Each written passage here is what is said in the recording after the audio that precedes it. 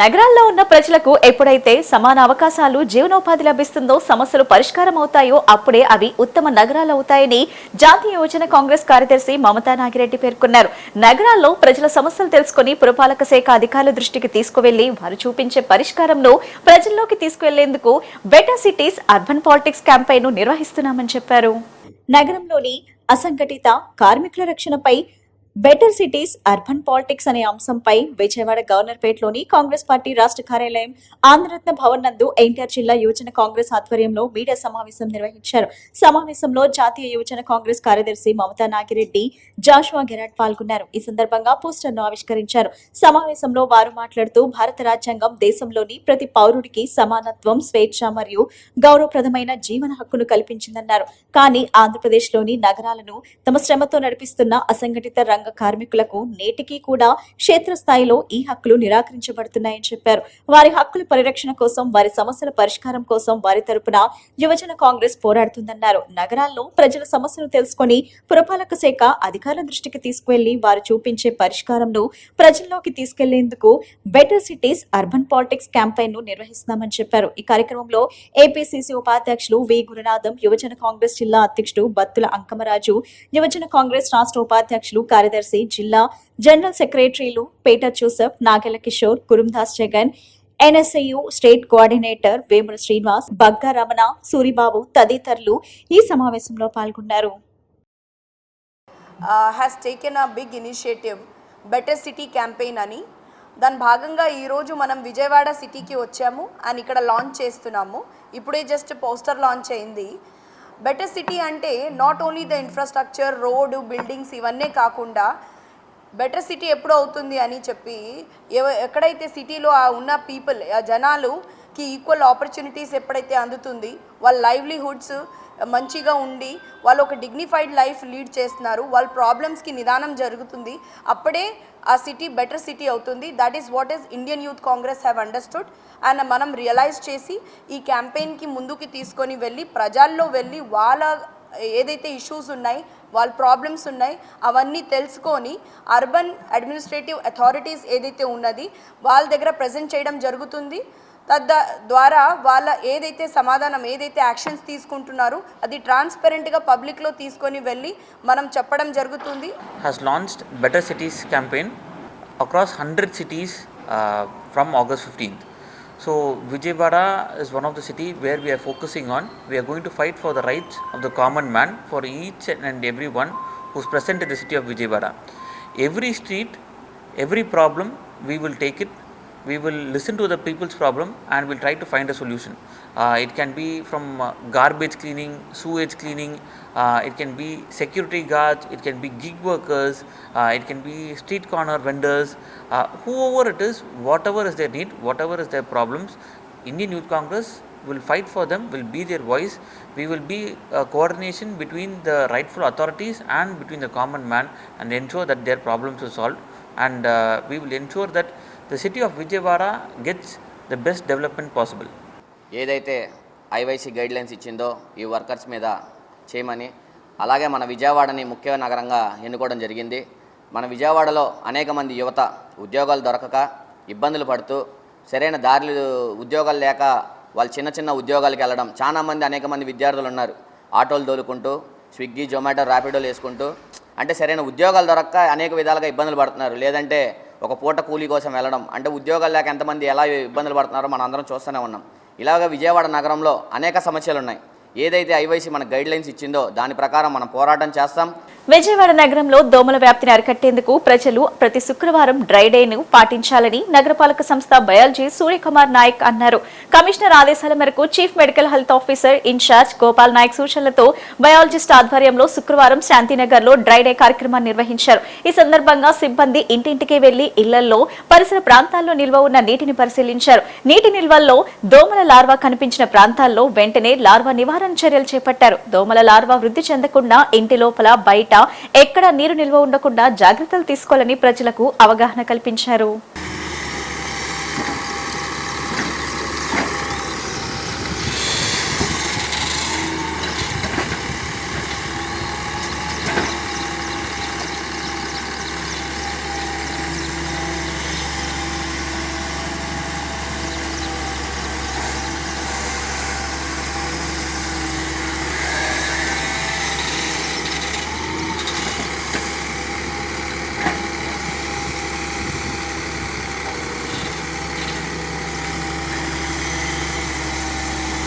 స్థానిక సంస్థల ఎన్నికల్లో గ్రామీణ ప్రాంతాల్లో బీసీలకు 34%, పట్టణ స్థానిక సంస్థల్లో 33.33% రిజర్వేషన్లు అమలు చేయాలని రాష్ట్ర ప్రభుత్వం తీసుకున్న నిర్ణయం చారిత్రాత్మకమని బీజేపీ ఓబీసీ మోర్చా రాష్ట్ర అధ్యక్షుడు రొంగుల గోపి శ్రీనివాస్ అన్నారు. బీసీలకు రాజకీయ ప్రాతినిధ్యాన్ని పెంచే ఈ నిర్ణయాన్ని స్వాగతిస్తున్నామని, ముఖ్యమంత్రి నారా చంద్రబాబు నాయుడుకు కృతజ్ఞతలు తెలుపుతున్నామని చెప్పారు. డబుల్ ఇంజన్ ప్రభుత్వంతో బీసీలకు మేలు కేంద్రంలో మోడీ ప్రభుత్వం సామాజిక న్యాయాన్ని ముందుకు తీసుకెళ్తుండగా రాష్ట్రంలో కూటమి ప్రభుత్వం అదే స్ఫూర్తితో బీసీల అభ్యున్నతికి చర్యలు తీసుకుంటుందని గోపి శ్రీనివాస్ అన్నారు. విజయవాడలోని బీజేపీ రాష్ట్ర కార్యాలయంలో నిర్వహించిన పాత్రికేయుల సమావేశంలో బీజేపీ ఓబీసీ మోర్చా రాష్ట్ర అధ్యక్షుడు రొంగుల గోపి శ్రీనివాస్ మాట్లాడుతూ గత వైసీపీ ప్రభుత్వ హయాంలో బీసీలకు స్థానిక సంస్థల్లో తీవ్ర అన్యాయం జరిగిందని ఆరోపించారు. గతంలో అమల్లో ఉన్న బీసీ రిజర్వేషన్ను 34% నుంచి 24% తగ్గించడం వల్ల బీసీల రాజకీయ ప్రాతినిధ్యం దెబ్బతిందన్నారు. ఆ సమయంలో స్థానిక సంస్థల ఎన్నికలు కూడా ప్రజాస్వామ్య స్ఫూర్తికి విరుద్ధంగా బెదిరింపులు, అక్రమాలు, దౌర్జన్యాల మధ్య జరిగాయని విమర్శించారు. బీసీల హక్కులను ఇతర వర్గాలకు మళ్లించొద్దు. బీసీ సమాజం ఎన్నో దశాబ్దాలుగా పోరాడి సాధించుకున్న రాజకీయ హక్కులను ఓట్ బ్యాంకు రాజకీయాల కోసం ఇతర వర్గాలను కేటాయించడం సరికాదని గోపి శ్రీనివాస్ అన్నారు.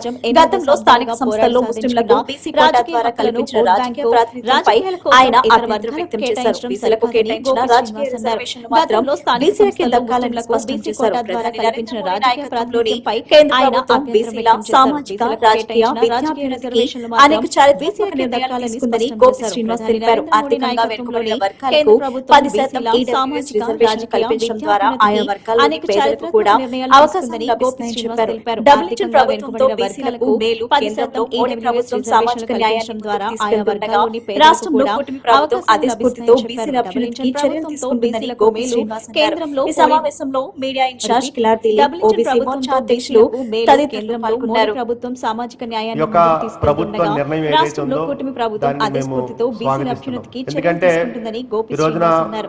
ఈ సమావేశంలో media incharge Kilar Dilip, OBC Morcha అధ్యక్షులు తదితరులు పాల్గొన్నారు.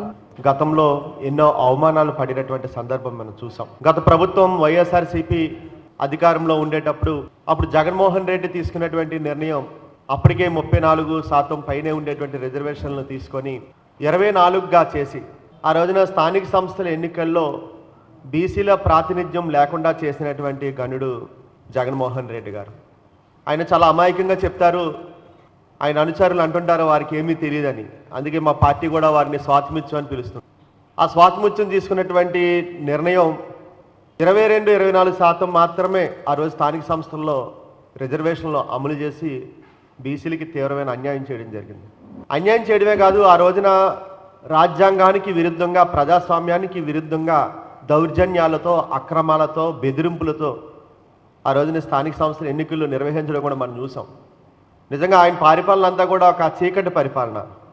అటువంటి చీకటి పరిపాలనలో ఆ రోజున ప్రజాస్వామ్యంగా ఎన్నుకోబడినటువంటి బీసీల యొక్క ప్రాతినిధ్యం కూడా లేకుండా, గ్రామాల్లో వారికి ఏ విధమైనటువంటి హక్కులు లేకుండా ప్రత్యేక అధికారులతోటి, ఉద్యోగులతోటి పరిపాలన చేస్తూ వాలంటీర్ వ్యవస్థ నడిపించిన కారణంగా ఆ రోజున పంచాయతీ ప్రెసిడెంట్లు కానీ, ఎంపీటీసీలు కానీ రోడ్డెక్కే పరిస్థితి ఉంది.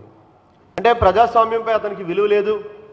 ఆ సందర్భంలో బీసీలు చేసినటువంటి అన్యాయం, అవమానాలు గురించి చెప్పుకుంటే చాలా ఉంటుంది.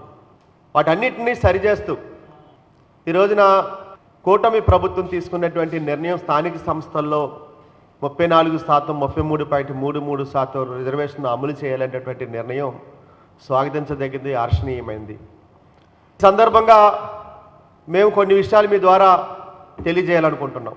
గతంలో వైఎస్ రాజశేఖర రెడ్డి మతం ఆధారంగా రిజర్వేషన్లు ప్రకటించినప్పుడు భారతీయ జనతా పార్టీ తీవ్రంగా దాన్ని వ్యతిరేకించింది. ఇది బీసీ సమాజం ఎన్నో ఏండ్లుగా కష్టపడి, పోరాడి, ఉద్యమాలు చేసి సంపాదించుకున్నటువంటి హక్కులు ఏవైతే ఉన్నాయో కుట్రపూరితంగా కేవలం ఓటు బ్యాంక్ ఆలోచనలతో ఈ యొక్క హక్కులను తీసుకెళ్ళి వేరే వర్గాలకు ఇవ్వడం. ఇంక ఇదే కాదు, బీసీసీలో ఉండేటువంటి వారికి కూడా తీసుకొని బీసీ సమాజంలో ఉండేటువంటి దృఢమైన, బలమైన నాయకత్వాన్ని పక్కన పెట్టి ఈ వర్గాలకు కేవలం ఓటు బ్యాంకు సరిచేయడం కోసం ఇస్తున్నటువంటి అవకాశాలని మేము తప్పుపడుతున్నాం. ఇది ఏ వర్గానికి వ్యతిరేకం కాదు. ఆ వర్గాలకు ఇవ్వాలనుకుంటే జనరల్ కోటాలో పోటీ చేయవచ్చు, లేదంటే వారికి ఇవ్వాల్సినటువంటి వేరే హక్కులు ఉంటే ఇవ్వాలి, కానీ రాజకీయ హక్కులు, రాజకీయ అవకాశాలు ఇవ్వకూడదని చెప్పేసి మేము రాష్ట్ర ప్రభుత్వాన్ని కోరుతున్నాం. కృష్ణా జిల్లా ఉయ్యూరులో డయేరియా సమస్యతో బాధపడుతున్న బాధితులను పరామర్శించారు పెనంలూరు వైసీపీ ఇన్ఛార్జ్ దేవభక్తుని చక్రవర్తి. బాధితులకు ధైర్యం చెప్పి తాము అండగా ఉంటామని భరోసా ఇచ్చారు. రాజకీయాలను పక్కన పెట్టి ప్రజారోగ్యంపై దృష్టి సారించాలని ప్రభుత్వాన్ని కోరారు. ఉయ్యూరులో డయేరియా సమస్యపై రాజకీయాలకు అతీతంగా తక్షణ చర్యలు చేపట్టాలని పెనంలూరు వైసీపీ ఇన్ఛార్జ్ దేవభక్తుని పిలుపునిచ్చారు. డయేరియాతో బాధపడుతున్న బాధితులను పరామర్శించి వారి ఆరోగ్య పరిస్థితిని అడిగి తెలుసుకున్నారు. బాధితులకు ధైర్యం చెబుతూ తాము అండగా ఉంటామని భరోసా ఇచ్చారు. ఎమ్మెల్యే అయినా ఎంపీ అయినా సమస్యను రాజకీయ కోణంలో చూడకుండా ప్రజల ప్రాణాలను కాపాడేందుకు వెంటనే రెస్క్యూ ఆపరేషన్ చేపట్టాలని కోరారు. తాగునీరు, పారిశుద్ధ్య పరిస్థితులను పరిశీలించి డయేరియా వ్యాప్తికి కారణాలను గుర్తించి తక్షణ చర్యలు తీసుకోవాలని మీడియా ముఖంగా ప్రభుత్వాన్ని కోరారు. అదేవిధంగా డయేరియా బాధితులకు ప్రభుత్వం తగిన పరిహారం చెల్లించాలని చక్రవర్తి డిమాండ్ చేశారు. ప్రజారోగ్యాన్ని నిర్లక్ష్యం చేయకుండా అధికారులు వెంటనే స్పందించాలని కోరారు. గడిచినటువంటి ఒక 3-4 దినముల నుంచి కలుషితమైనటువంటి మంచినీటి సరఫరా కారణం చేత 7 మరియు 9 డివిజన్లకు సంబంధించి కాపుల రామాలయం ఏరియా మరియు ఇక్కడ ఉన్నటువంటి పరిసర ప్రాంతాల్లో కలుషితమైనటువంటి నీరు తాగటం వలన సుమారు ఒక 30 నుంచి 40 మంది హాస్పిటలైజ్ అవటం, అతిసార వ్యాధి సోకి వాళ్ళు చాలా ఇబ్బంది పడేటువంటి పరిస్థితిలో కొనసాగుతూ ఉన్న తరుణంలో మేము జరిగినటువంటి సంఘటనని అధికారుల దృష్టికి తీసుకొచ్చి డిహెచ్ఎంఓ గారికి కానీ అలాగే కమిషనర్ గారికి కానీ లేకపోతే ఇక్కడ ఉన్నటువంటి ప్రభుత్వ యంత్రాంగాన్ని తక్షణమే దీనిపై చర్యలు తీసుకోమని కోరగా వాళ్ళు ఆ చర్యలు ఎందుకు జరిగింది, ఈ ప్రాబ్లం ఎక్కడ జరిగింది అనే అసెస్మెంట్ చేయటం మానేసి కేవలం మా మూలాన జరగలేదు లేకపోతే ఎక్కడో భోజనం చేయటం వల్ల జరిగింది అనేటువంటి విధానంలో మాట్లాడుకుంటూ వాళ్ళ మీద ఉన్నటువంటి నెపాన్ని పక్కకు జరుపుకుంటూ డిఎస్సి, ఏపీపీఎస్సీ వ్యవహారాలపై సీబీఐ విచారణకు ఆదేశించే దమ్ము ప్రభుత్వానికి ఉందా అంటూ వైసీపీ రాష్ట్ర ప్రధాన కార్యదర్శి జూపూడి ప్రభాకర్ సవాల్ చేశారు. డిఎస్సిపై వరుసగా జీవోలు మార్చడం, ప్రశ్నాపత్రం లీక్ అయిందా అనే అనుమానాలపై ప్రభుత్వం సమాధానం చెప్పాలని డిమాండ్ చేశారు.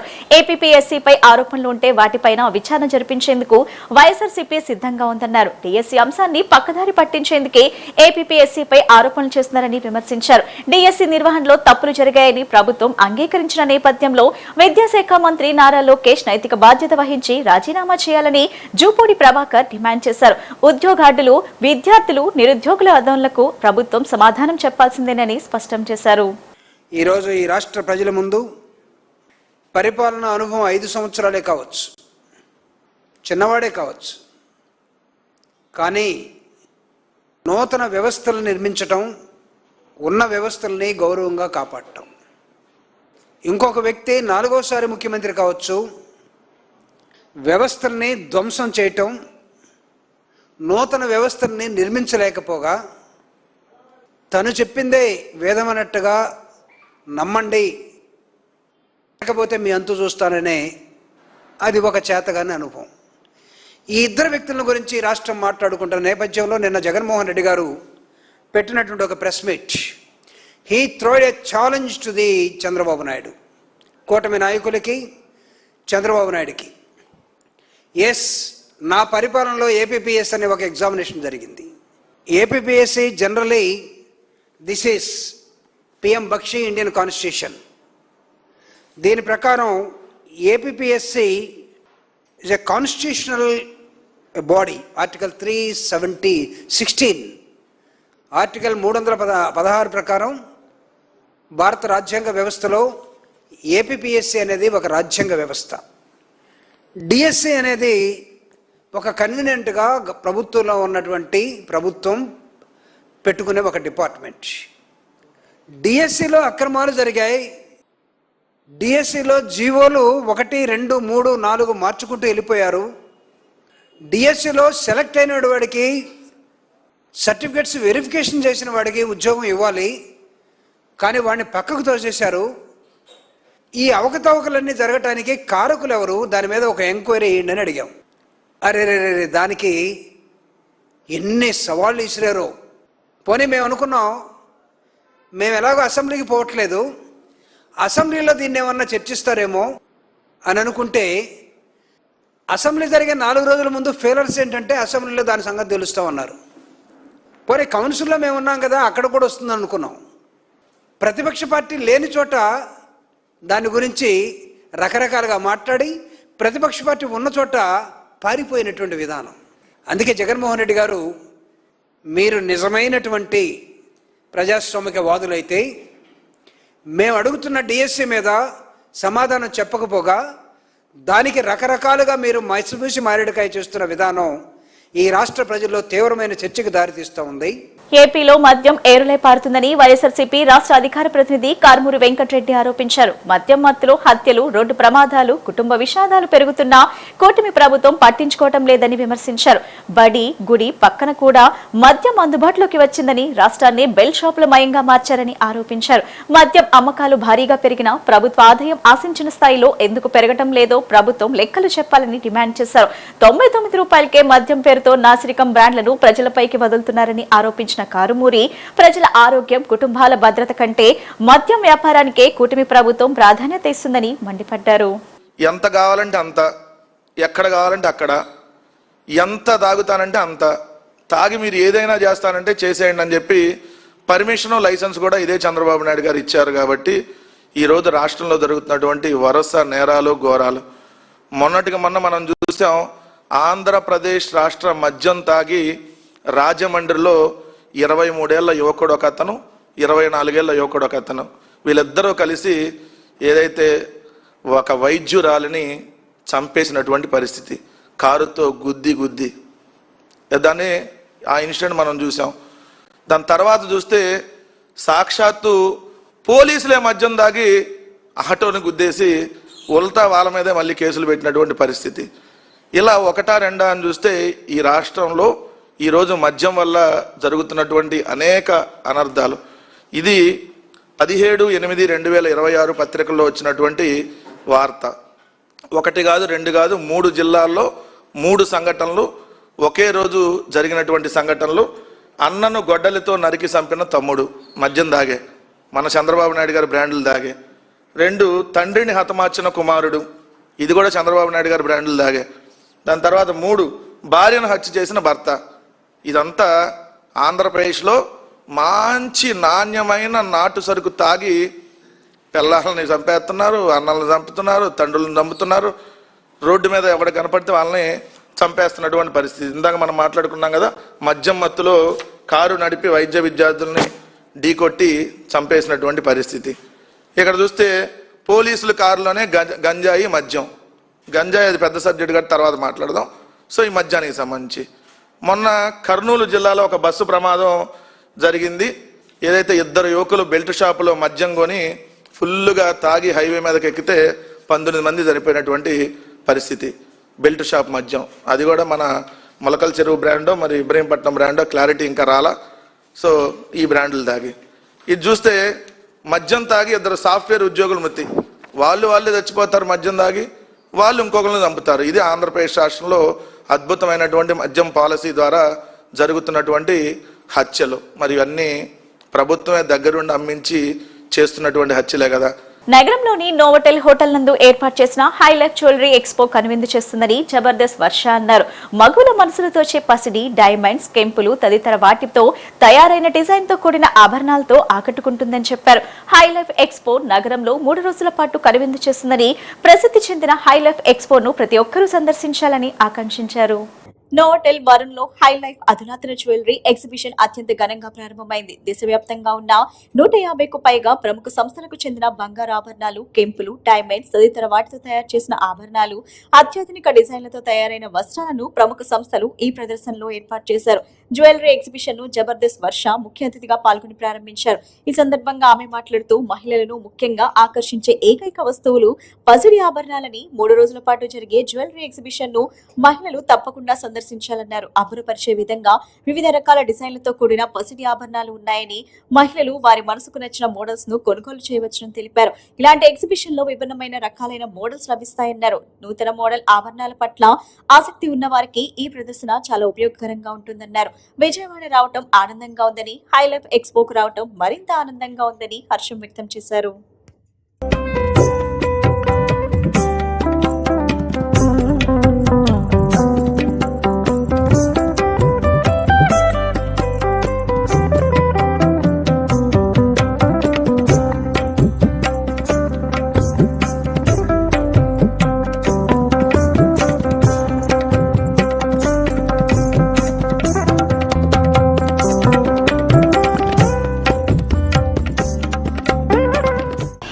అందరికీ నమస్కారం. నేను మీ జబర్దస్త్ వర్షాని. ఈరోజు నేను విజయవాడకి రావడం చాలా హ్యాపీ అనిపిస్తుంది. నా ఫేవరెట్ ప్లేస్ విజయవాడ. అమ్మవారు ఎప్పుడు ఇక్కడికి వచ్చినా నేను అమ్మవారి దర్శనం చేసుకుంటాను. అలానే ఈరోజు ఇంకా ఈ ఐ లైఫ్ జ్యువెల్స్కి రావడం చాలా హ్యాపీ అనిపిస్తుంది.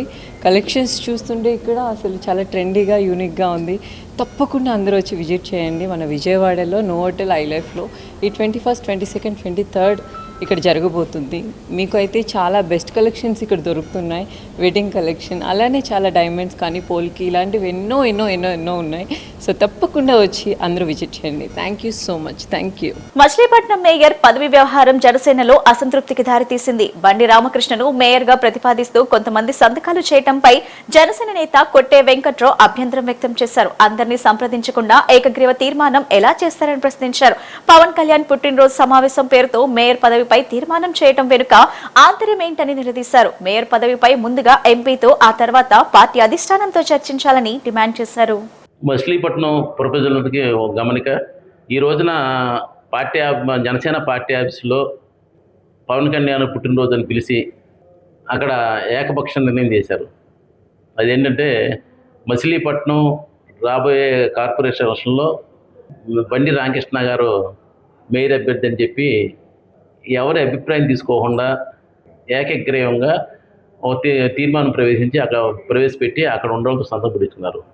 జనరల్గా ఏమవుతుందంటే ఆయన నాకు అంతకుముందు మేయర్ అభ్యర్థి అని చెప్పి తీసుకొచ్చారు. మేయర్ అభ్యర్థిని పార్టీలో తీసుకొచ్చారు. నేనే పార్టీలో జాయిన్ అయ్యొద్దన్న ఉద్దేశంలో ఉంటే పవన్ కళ్యాణ్ గారి అభిమానంతో పార్టీలో జాయిన్ అవుదామని ఉన్నాను. అప్పుడు ఆయన ఇంటికి వచ్చి ఇంకో పార్టీలో వస్తా అన్నావు, పార్టీలో రా, నువ్వు మేయర్ అభ్యర్థిని ఇస్తాను, ఎమ్మెల్యేగా నేను వెళ్తాను అని చెప్పి తీసుకొచ్చి పార్టీలో ఆ రోజు నుంచి ఈ రోజు వరకు నిరంతరం ఒక్కరోజు కూడా రెస్ట్ తీసుకోకుండా పార్టీకి సేవలు రాష్ట్ర వ్యాప్తం చేయడం జరిగింది. ఈ రోజున మరి ఆయన ఏమనుకున్నాడు ఏంటో, పొద్దున్న ఫ్లైట్లో వచ్చి 25 మంది 20 మంది పిలిచి పుట్టినరోజు అని పిలిచి ఆ పుట్టినరోజు విషయాలని పక్కన పెట్టి ముందు ఆయన మేయర్ అని చెప్పి తీర్మానం చేశాడు. తప్పనిచ్చి అక్కడ మచిలీపట్నంలో కార్పొరేట్ అభ్యర్థులు ఎవరున్నారో వీటితో పాటుగా ఆ పేర్లు కూడా రాసి పంపిద్దామని చెప్పి ఆలోచన అయితే ఆయనకి లేదు. ఆయన వరకు ఆయన చూసుకున్నాడు. ఇప్పుడు వరకు జరిగింది కూడా అదే. ఆయన విమర్శలు కాదు కానీ ఆయన ఏ విషయంలో కూడా ఎవరికి పని చేయటం కానీ ఏం లేదు. పార్టీ ఖచ్చితంగా నన్ను అభిమానించే ఉన్నారు. అక్కడికి వచ్చిన వాళ్ళే కాకుండా ఇంకా చాలా మంది ఉన్నాం. ఇన్ఛార్జీలు 80 మంది రావాలి, 30 మంది 25 మంది వచ్చారు. అట్లాగే నన్ను అభిమానించే వాళ్ళు కూడా ఉన్నారు. అట్లాగే నాకు జనబలం పూర్తిగా ఉంది. మచిలీపట్నంలో టీడీపీలో కానీ అట్లాగే జనసేనలో కానీ నన్ను అభిమానించేవాళ్ళు కానీ చాలామంది ఉన్నారు. నాకైతే ఇబ్బంది అయితే లేదు. నేను కూడా మచిలీపట్నం మేయర్ అభ్యర్థిగా అసలు ఆల్రెడీ టీడీపీలో మేయర్గా పోటీ చేసి గతంలో ఓడిపోయి వచ్చింది. బంటుమిల్లిలో పోలీసుల దాష్టికం పతాక స్థాయికి చేరిందని వైసీపీ ఆరోపించింది. బొలారో డ్రైవర్ తిరుమలశెట్టి కనకరాజ్ను పోలీసులు చిత్రహింసలకు గురి చేశారని కృత్తివేన్ను జెడ్పీటీసీ రత్నకుమారి ఆరోపించారు. వీడియో తీసినందుకు పోలీసులు కనకరాజ్ను కొట్టి వాహనం, ఫోన్ లాక్కొని బెదిరించారని తెలిపారు. పోలీసుల వేధింపులతో తీవ్ర మనస్తాపానికి గురైన కనకరాజు పోలీస్ స్టేషన్ ఎదుటే ఆత్మహత్యానికి పాల్పడ్డారని చెప్పారు. ప్రస్తుతం కనకరాజు ఆసుపత్రిలో చావు బతుకుల మధ్య చికిత్స పొందుతున్నాడని, బాధ్యులైన పోలీసులపై వెంటనే చర్యలు తీసుకోవాలని రత్నకుమారి డిమాండ్ చేశారు. బాధిత కుటుంబానికి వైఎస్ఆర్సీపీ అండగా ఉంటుందని స్పష్టం చేశారు.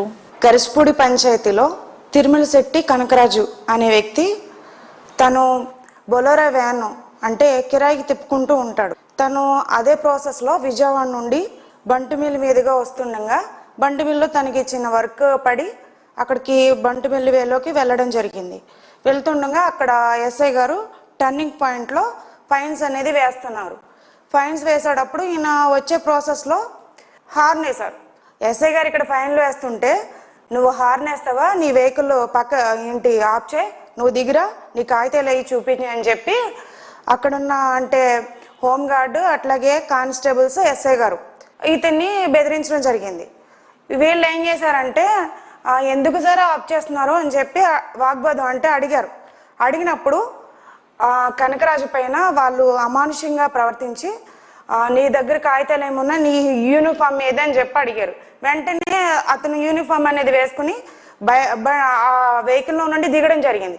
దిగి, సార్ క్షమించండి, నేను ఏం తప్పు చేశానో చెప్పండి, పోనీ ఫైన్ వేసి పంపించేయండి అని చెప్పి అతను ఎస్ఐ గారిని బతిపానుకోవడం జరిగింది.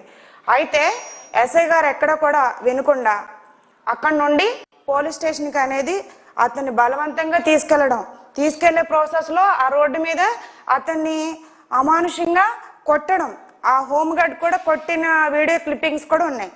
ఏం చేశారంటే ఇంకా ఇతను వీడియో తీయడం స్టార్ట్ చేశాడు. ఎస్ఐ గారు ఇట్లా ఇచ్చేస్తా ఉన్నారు, నేనేం చేశానని చెప్పి వీడియో ఎస్ఐ గారినే తీస్తావా అని చెప్పి ఇంకా పోలీస్ స్టేషన్కి తీసుకెళ్ళి స్టేషన్లో ఎస్ఐ గారి రూమ్లో ఆదివారం రోజు ఈ జరిగిన సంఘటన ఎస్ఐ గారి రూమ్లో వీళ్ళు డోర్స్ వేసి అతన్ని వివస్త్రను కూడా చేశారు. బట్టలు తీసేసి బూట్ కాల్తో తన్ని ఇష్టం వచ్చినట్టు అతన్ని కొట్టి లాఠీతో కొట్టారు. అట్లాగే ఎస్ఐ గారు కొట్టారు, ఆయనతో పాటు కానిస్టేబుల్, హోంగార్డు వీళ్ళందరూ కొట్టి అతను అక్కడ నుంచి మొబైల్ లాగేసుకుని అతను ఫోన్ తీసేసుకోవడంతో పాటు ఆ వెహికల్ని కూడా మేము ఇవ్వము, నీ దిక్కున్న కూడా చెప్పు అని చెప్పి అక్కడి నుంచి పంపించేశారు. పోలీసులు ఎంత కఠినంగా ఉంటే అలాగండి. 3 రోజులు ఇది చిత్రహింసలు పెట్టారంట స్టేషన్లోను. ఆ రోజు ఆదివారం నైట్ చాలా ఇదిగా 5ంటికి తీసుకెళ్ళి 9-10 ఆ టైం వరకు కొడతానే ఉన్నారంట అతన్ని. ఆ రోజు ఆదివారం నైట్ ఇంటికి వచ్చినాడు 11 అయింది. ఏం జరిగింది ఏంటనంటే మా ఆయన చెప్పారు, ఇలాగా రోడ్డు మీద డ్రంక్ అండ్ డ్రైవ్ చేయకోకుండా అసలు డ్రంక్ అండ్ డ్రైవ్ అంటే ఏంటండి, రోడ్డు మీద చేయాలి పోలీసులు అనేది. అలాంటిది ఆయన బండి మీద లాక్కుని షర్టు పిచ్చుకుని లాక్కుని స్టేషన్ లోపల తీసుకెళ్ళి తలుపులేసి మరి అతని బట్టలు ఉప్పేసి మరి దారుణంగా పోలీసులు బూటకాలతో తొక్కడం, తన్నడం చాలా దారుణంగా కొట్టారంటండి. 5ంటి నుంచి నైట్ 10ంటి వరకు కొడతానే ఉన్నారంట ఆయన్ని. కొట్టేది కాకుండా మళ్ళీ అతను బెదిరింపులంట, నీ లైసెన్స్ ఏదో ఉందో అది రద్దు చేసేస్తాం, వ్యాన్ కూడా సీలేసేస్తాం అని అన్నారంట. నేను ఏం చేశాను సార్, అసలు నా మీద కక్ష ఏంటండి, వీడియో తీసినందుక కక్ష. డయేరియా లక్షణాలు కనిపించినా ప్రజలు ఏమాత్రం ఆలస్యం చేయకుండా వెంటనే ప్రభుత్వాసుపత్రిలో చేరాలని రాష్ట్ర మంత్రి నారాయణ సూచించారు. బాధితులకు అవసరమైన వైద్య సదుపాయాలన్నీ ఆసుపత్రిలో ఏర్పాటు చేశామని తెలిపారు. ప్రజలు ఆందోళన చెందాల్సిన అవసరం లేదని, పరిస్థితిని ప్రభుత్వం ఎప్పటికప్పుడు పర్యవేక్షిస్తుందని స్పష్టం చేశారు. పారిశుద్ధ్య నిర్వహణపై ప్రత్యేక దృష్టి సారించామని, ప్రజలకు సురక్షితమైన తాగునీరు అందేలా చర్యలు తీసుకుంటున్నామని చెప్పారు. ఉయ్యూరులో డయేరియా కేసులు కలకలం రేపుతున్న వేళ రాష్ట్ర ప్రభుత్వం ప్రత్యేక దృష్టి సారించింది. బాధితుల సంఖ్య పెరుగుతున్న నేపథ్యంలో అధికారులు అప్రమత్తమయ్యారు. ఈ క్రమంలో రాష్ట్ర మంత్రి నారాయణ ఉయ్యూరులో పర్యటించి డయేరియా ప్రభావిత ప్రాంతాలను పరిశీలించారు. స్థానిక వార్డుల్లో పర్యటించిన మంత్రి అక్కడ పరిస్థితులను పరిశీలించడంతో పాటు పారిశుద్ధ్య నిర్వహణ, తాగునీటి సరఫరా, డ్రైనేజ్ వ్యవస్థ, పైప్లైన్ల పరిస్థితిపై అధికారులతో మాట్లాడారు. ప్రజలకు ఎలాంటి ఇబ్బందులు తలెత్తకుండా తక్షణ చర్యలు చేపట్టాలని అధికారులను ఆదేశించారు. డయేరియా లక్షణాలు కనిపిస్తే ఇంటి వద్దే ఉండకుండా వెంటనే ప్రభుత్వాసుపత్రికి వెళ్లాలని మంత్రి నారాయణ ప్రజలకు సూచించారు. ముఖ్యంగా విరోచనాలు, వాంతులు, నీరసం, జ్వరం వంటి లక్షణాలు కనిపించినప్పుడు నిర్లక్ష్యం చేయవద్దని తెలిపారు. ప్రభుత్వాసుపత్రిలో బాధితులకు అవసరమైన వైద్య సదుపాయాలు, చికిత్స అందుబాటులో ఉన్నాయని స్పష్టం చేశారు. ప్రస్తుతం ఉయ్యూరులో నమోదవుతున్న కేసులను పరిశీలిస్తే ఫుడ్ పాయిజన్ కారణంగా నమోదైన కేసులే ఎక్కువగా ఉన్నాయని మంత్రి నారాయణ తెలిపారు. అయితే పరిస్థితిని తేలికగా తీసుకోకుండా పారిశుద్ధ్య నిర్వహణపై ప్రత్యేక దృష్టి పెట్టామని చెప్పారు. ప్రజలకు పరిశుభ్రమైన తాగునీరు అందించడంతో పాటు పరిసరాలను పరిశుభ్రంగా ఉంచేలా చర్యలు తీసుకుంటున్నామని తెలిపారు. కలుషిత నీరు, అపరిశుభ్రమైన ఆహారం కారణంగా ప్రజలు అనారోగ్యానికి గురి కాకుండా సంబంధిత శాఖల అధికారులు సమన్వయంతో పనిచేయాలని సూచించారు. మరోవైపు తాగునీటి పైప్లైన్ల అంశాన్ని కూడా మంత్రి ప్రస్తావించారు. రాష్ట్ర వ్యాప్తంగా పాత పైప్లైన్లను మార్చాల్సిన అవసరం ఉందని స్పష్టం చేశారు. చాలా ప్రాంతాల్లో పాత పైప్లైన్ల కారణంగా తాగునీటి సరఫరాపై సమస్యలు తలెత్తే అవకాశం ఉన్న నేపథ్యంలో అవసరమైన చోట పైప్లైన్లను మార్చేందుకు చర్యలు తీసుకోవాల్సి ఉందని తెలిపారు. ఉయ్యూరులో డయేరియా పరిస్థితిపై ప్రభుత్వం అప్రమత్తంగా ఉందని మంత్రి నారాయణ స్పష్టం చేశారు.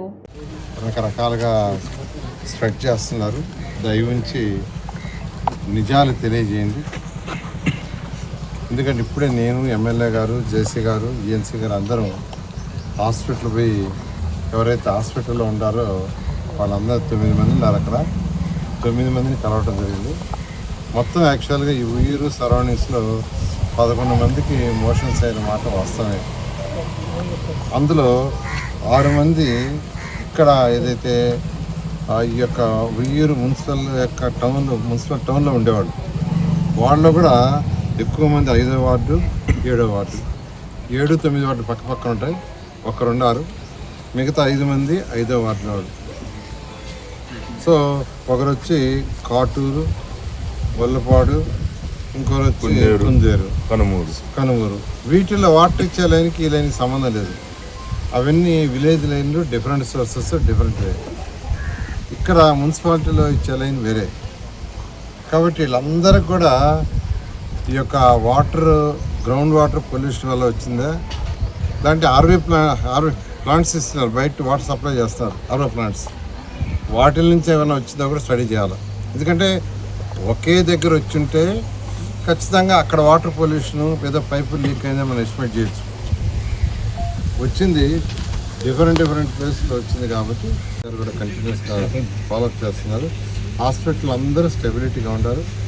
ఒక్క పేషెంట్ 17వ తేదీ, ఇవన్నీ మెయిన్గా స్టార్ట్ అయింది 19th నుంచి, 17వ తేదీ హాస్పిటల్కి వస్తే అతనికి కార్డియక్ ప్రాబ్లం ఉందని, గుండె ప్రాబ్లం, వెంటనే యాక్చువల్గా వారిని విజయవాడ పంపించడం జరిగింది. అక్కడ ట్రీట్మెంట్ చేశారు. ఆ ట్రీట్మెంట్లో కార్డియక్ అరెస్ట్ చనిపోయాడు. ఉయ్యూరు ప్రభుత్వ హాస్పిటల్లో డయేరియాతో ఒక 8 మంది జాయిన్ అవటం అనేది మా దృష్టికి రావటం జరిగింది. వెంటనే ఇక్కడున్న సిబ్బందికి ఆదేశాలు ఇచ్చి ఏదైతే 5వ వార్డు 7వ వార్డు ఉందో ఆ వార్డులో అన్నింటిలో కూడా శానిటేషన్ కానీ దోమల మందు పిచికారీ చేయటం కానీ, ఇక్కడ తాగునీరు వెంటనే టెస్టింగ్కి ల్యాబ్కి పంపించి ఏమన్నా పొల్యూట్ అయిందో లేదో కూడా చెక్ చేయమని చెప్పారు. గౌరవ మంత్రివర్యులు ఉదయం నుంచి కూడా ఫోన్లో ఇక్కడికి పంపించిన దగ్గర నుంచి ఏం జరుగుతుందని తెలుసుకొని స్వయంగా వచ్చి ఇక్కడ చూడాలనే ఉద్దేశంతో ఇప్పుడు ఇక్కడికి వచ్చి అధికారులకు సూచనలు చేస్తూ ఉన్నారు. ఎక్కడా కూడా ఎటువంటి మా దృష్టికి వచ్చిన వాటిలో కొంతమంది ఫుడ్ పాయిజన్ అయ్యి, కొంతమంది కడవకొల్లు, కుందేరు, బోలపాడు, కనుమూరు ఇలా వివిధ గ్రామాల నుంచి వచ్చిన వాళ్ళు కూడా 4-5 ఉన్నారు. ఈ 5వ వార్డులో సంబంధించి 4-5 ఇక్కడ జాయిన్ అవ్వడం జరిగింది. 7వ వార్డులో ఒక అతను ఫుడ్ పాయిజన్ అయ్యి జాయిన్ అయ్యాడు. ఒకళ్ళిద్దరు వాంతులు విరోచనాలతో జాయిన్ అవ్వడం జరిగింది. ఎవరికి కూడా ఎటువంటి అపాయం లేదు, అంతా స్టేబుల్గా ఉన్నారు. వార్తలు ముగించే ముందు ముఖ్యాంశాలు మరోసారి.